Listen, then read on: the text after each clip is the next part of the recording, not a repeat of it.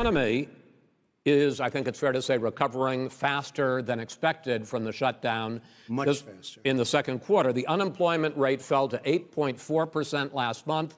The Federal Reserve says the hit to growth, which is going to be there, is not going to be nearly as big as they had expected. President Trump, you say we are in a V-shaped recovery. Vice President Biden, you say it's more of a K-shape. What difference does that mean to the American people in terms of the economy? President Trump, in this segment, you go first. So we built the greatest economy in history. We closed it down because of the China plague. When the plague came in, we closed it down, which was very hard psychologically to do. He didn't think we should close it down, and he was wrong. And again, 2 million people would be dead now instead of still 204,000 people is too much. One person is too much. Should have never happened from China. But what happened is we closed it down, and now we're reopening, and we're doing record business. We had 10.4 million people in a 4-month period that we've put back into the workforce. That's a record the likes of which nobody's ever seen before. And he wants to close down he will shut it down again. He will destroy this country. You know, a lot of people, between drugs and alcohol and depression, when you start shutting it down, you take a look at what's happening at some of your Democrat-run states where they have these tough shutdowns. And I'm telling you, it's because they don't want to open it. One of them came out last week. You saw that. Oh, we're going to open up on November 9th. Why November 9th? Because it's after the election. They think they're hurting us by keeping them closed. They're hurting people. People know what to do. They can social distance. They can wash their hands. They can wear masks. They can do whatever they want. But they got to open these states up. When you look at North Carolina, when you look, and these governors are under siege, Pennsylvania, Michigan, and a couple of others, you got to open these states up. It's not fair. You're talking about almost it's like being in prison. And you look at what's going on with divorce, look at what's going on with alcoholism and drugs. It's a very, very sad thing. And he'll close down the whole country. This guy will close down the whole country and destroy our country. Our country is coming back incredibly well, setting records as it does it. We don't need somebody to come in and say, let's shut it down. All right. Your 2 minutes, sir. We're now moved to you. As I said, posing the question, the president says it's a V-shaped recovery. You say it's a K-shaped recovery. What's the difference? The difference is millionaires and billionaires like him in the middle of the COVID crisis have done very well.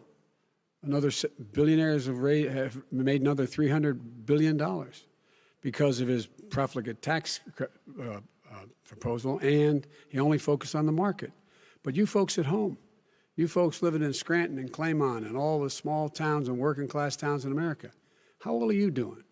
This guy paid a total of $750 in taxes. Sir, wait, no, sir, it's just wrong yeah, I understand. You've agreed to the 2 minutes, so please let him have it. Do I get my time back? The fact is that he has, in fact, worked on this in a way that he's going to be the first president of the United States to leave office having fewer jobs in his administration than when he became president. Fewer jobs than when he became president. First one in American history. Secondly, the people who have lost their jobs are those people who have been on the front lines, those people who have been saving our lives, those people who have been out there dying, people who've been putting themselves in the way to make sure that we could all try to make it. And the idea that he is insisting that we go forward and open when you have almost half the states in America with a significant increase in COVID deaths and COVID cases in the United States of America. And he wants to open it up more. Why does he want to open it up? Why doesn't he take care of the American? You can't fix the economy until you fix the COVID crisis. And he has no intention of doing anything about making it better for you all at home in terms of your health and your safety. Schools. Why aren't schools open?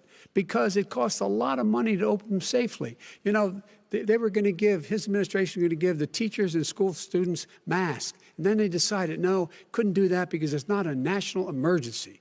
Not a national emergency. They've done nothing to help small businesses. Nothing. They're closing. 1 in 6 is now gone. He ought to get on the job and take care of the needs of the American people so we can open safely. All right. Your time is up, sir. Well, we are going to get to... I have to respond to that. Well, you both had 2 minutes, sir. Excuse me, he made a statement. So did you. People want their schools. No, people want their schools open. They don't want to be shut down. They don't want their state shut down. They want their restaurants. I look at New York. It's so sad what's happening in New York. It's almost like a ghost town. And I'm not sure it can ever recover what they've done in New York. People want their places open. They want to get back to their lives. They'll be careful, but they want their schools open. I'm the one that brought back football. By the way, I brought back Big Ten football. It was me, and I'm very happy to do it. And all right, people of Ohio are very proud of me. And you know how I found out? When he took gentlemen, we're going to get to your economic plans going forward in a moment. But first, Mr. President, as you well know, there's a new report that in 2016, the year you were elected president, and 2017, your first year as president, that you paid $750 a year in federal income tax each of those years.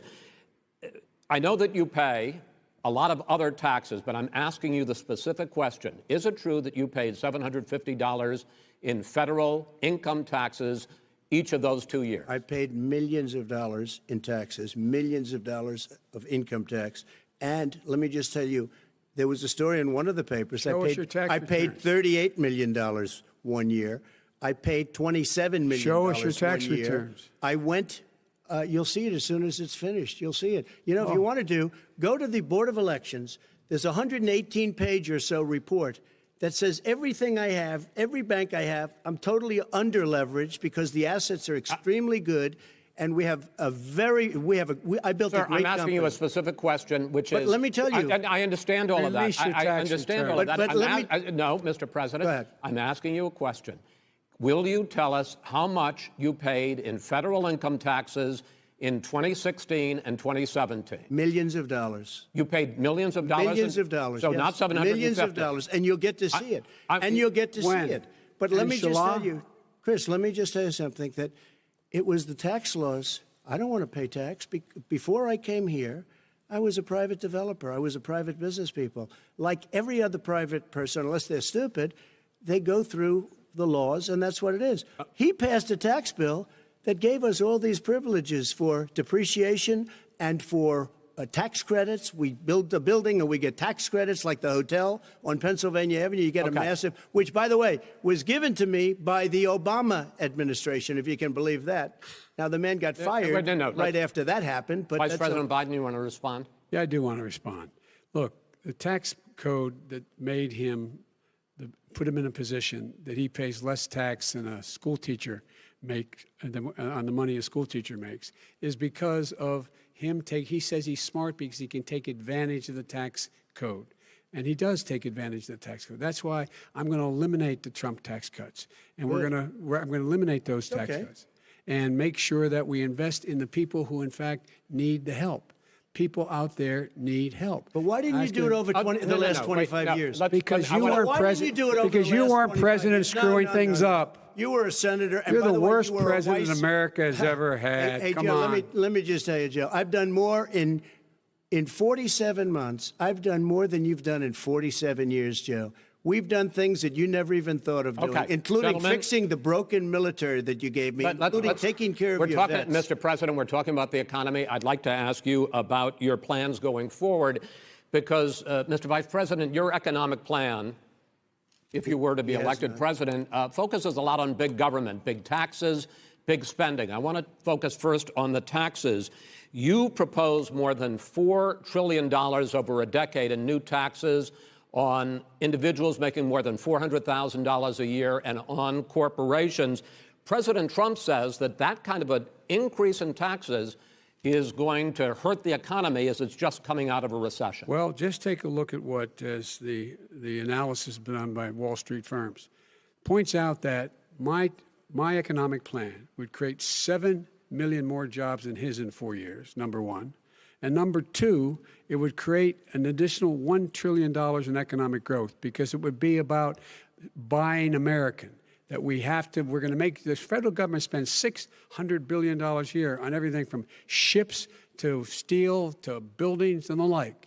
And under my proposal, we're going to make sure that every penny of that has to be made by a company. But respectfully, sir, I'm talking about taxes, not spending. By the way, I'm going to eliminate a significant number of the tax. I'm going to make the the corporate tax, 28%. It shouldn't be 21%. You have 91 companies, in the Fortune 500, who don't pay a single penny in tax, making billions of dollars. Why didn't you do it before when you were vice president with Obama? Because you, in fact, passed that. That was right. your tax proposal. I got it done. And you know what happened? Yeah, you got it done. Our economy boomed like it's never boomed The economy is Mr. busted. President, Let me finish. Mr. President, let me pick up on that. You would continue your free market approach, lower taxes, more deregulation, correct? Not lower taxes for the American people. Excuse me. But in Obama's, you talk about the economy booming.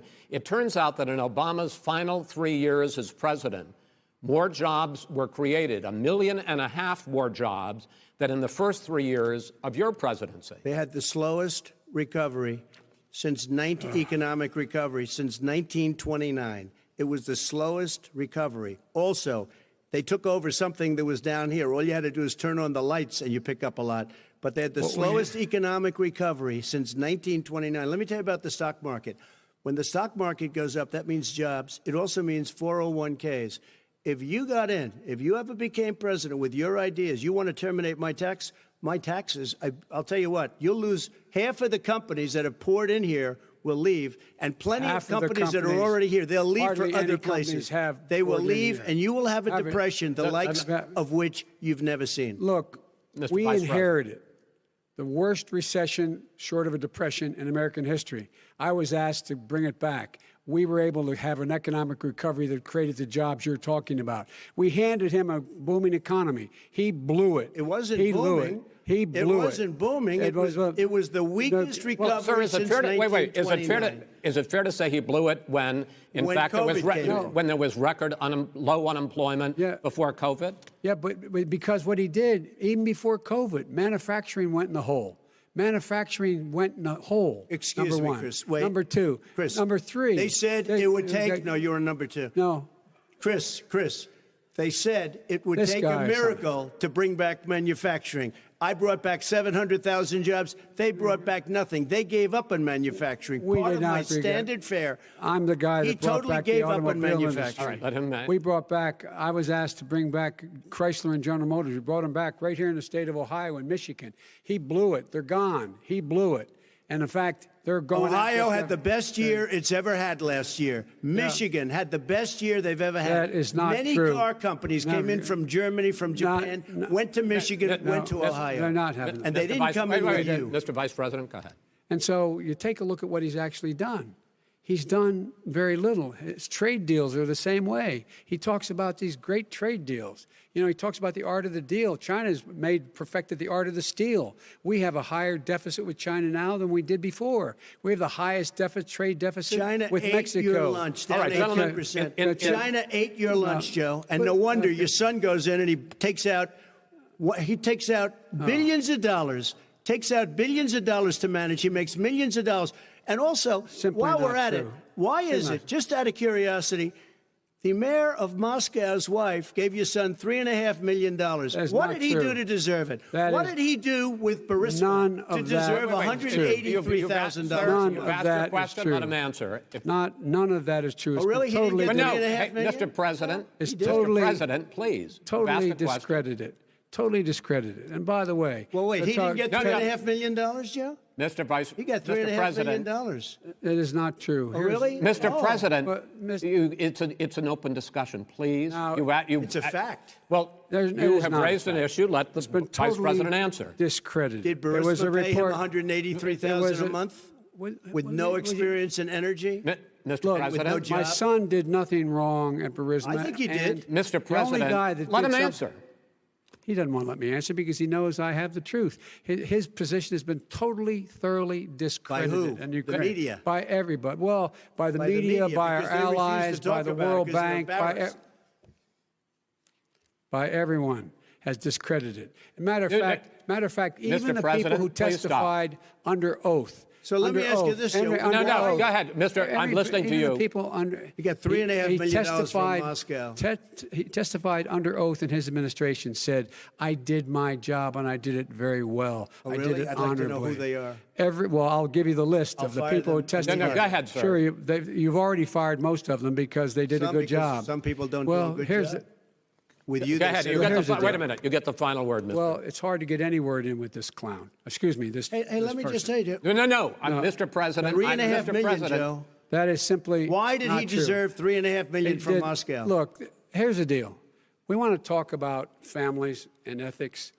I don't want to do that. I mean, his family we could talk about all night. His family's My already... family, No, let him go. my family already lost wrote- a fortune by coming down and helping Go us ahead. with Go ahead, government. sir. And that's such a... they're right that's here. a- Mr. that's President. such a Every great... single one of them lost This a is not fortune about by my coming and family or helping his us family. with It's government. about your family, They the didn't American collect people. $3.5 million He for doesn't. nothing. That's not true. It doesn't want to talk about what you need. You, the American people. It's about you. That's what we're talking about you here. should All right, Not that's the end of the Shouldn't have segment. taken the money. We're moving on. He didn't take them. Well, Vice it's a very- President, but Chris, no, can I be honest? It's a very important Try to be question. honest. No, I- He I- stood I- up. No, he stood up, the answer to and the he question is threatened no. Ukraine. No, sir. With $1 billion, if you That don't get rid is of the trust. You know what? absolutely not Stop. You're true. on tape doing it. You're going to Not have true. Gentlemen, Is- I hate to raise Chris, my voice, he's but I on see it seems tape. to be, why should I be different than the two of you?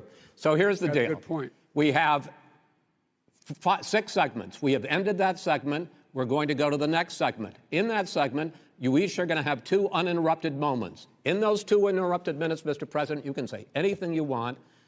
I'm going to ask a question about race, but if you want to answer about something else, go ahead. But I think that the country would be better served if we allowed both people to speak with fewer interruptions. I'm appealing to you, sir, to do that. Well, and him too. Well, frankly, you've been doing more interrupting Well, that's than all he right, has. but he does plenty. Well, less than, sir, less does than, plenty. no, less than you have. Let's please continue on.